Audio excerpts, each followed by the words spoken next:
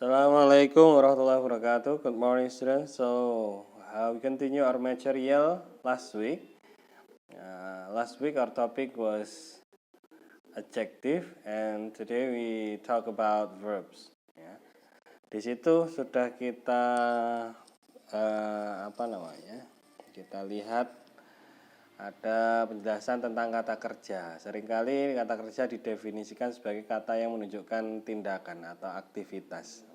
Tapi sebenarnya kata kerja juga bisa berfungsi sebagai yang lain, ya. Contohnya di situ sebagai penghubung antara subjek dengan keterangan dan seterusnya. Nanti ada penjelasannya, ya.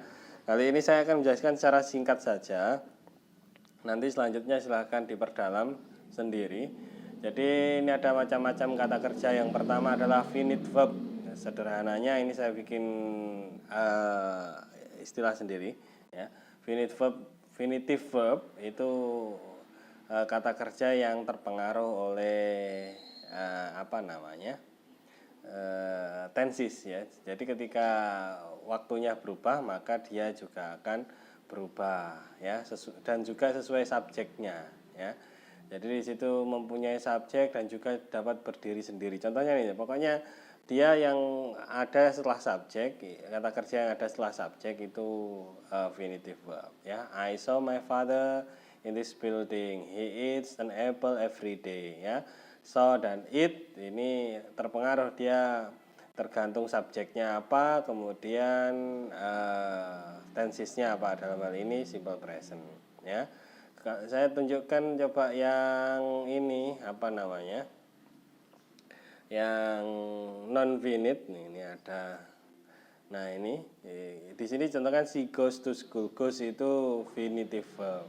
Yang non finite verb, nah ini she asked me to send. Nah, to send ini kan tidak terpengaruh bentuk tensesnya, maka dia disebut non finite, ya.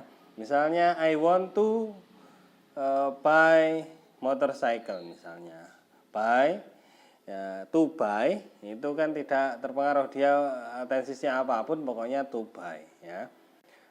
Itu disebut non finite verb. Kembali lagi ke yang tadi, ya. Itu finitive dan non finitive verb.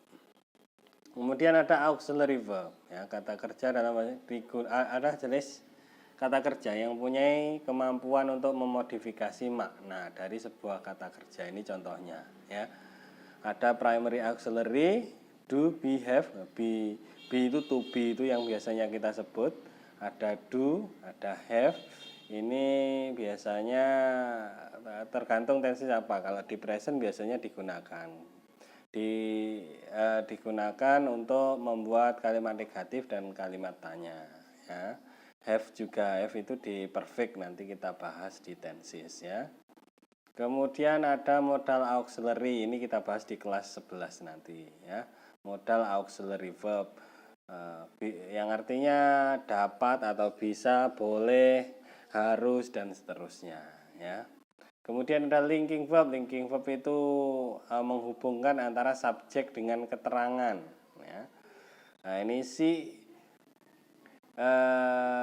ini seharusnya tidak pakai ini. She looks so beautiful, ya. She looks so beautiful. Dia terlihat begitu cantik, ya.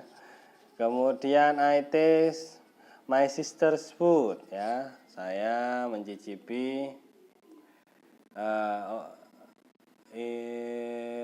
ini ini contohnya agak kurang tepat ini, ya. Seharusnya misalnya the food tastes nice, misalnya, ya. Makanannya terasa enak. Jadi menghubungkan antara subjek dengan keterangan. Kemudian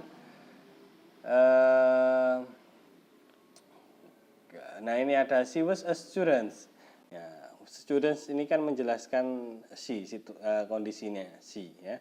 Dia adalah seorang murid. Nah, ini disebut dengan linking verb. Ya, ini kan termasuk to be tadi. Oh iya, ya, seperti itu memang. Jadi termasuk dalam satu jenis tertentu, termasuk juga dalam jenis yang lain ya. Tidak usah bingung, pokoknya yang kita kenal adalah verb, to be sama auxiliary, itu yang perlu kita kenal sebelumnya ya. Ini ada transitif ini verb ini selalu diikuti oleh objek langsung, jadi ada objeknya. Pokoknya kalau transitif itu ada objeknya, intransitif itu tidak ada objek. Ini David Beckham takes the free kick. Free kick itu kan objeknya ya, jadi takes itu kata kerja transitif. Kalau intransitif yang mana ya? Kalau intransitif ini, nah, students always come earlier. Earlier ini kan keterangan waktu. Jadi come, datang, ini tidak mempunyai subjek ya. Went to Berta's wedding party. When ini tidak ada subjeknya. To itu to Berta's wedding party itu adalah keterangan tempat ya.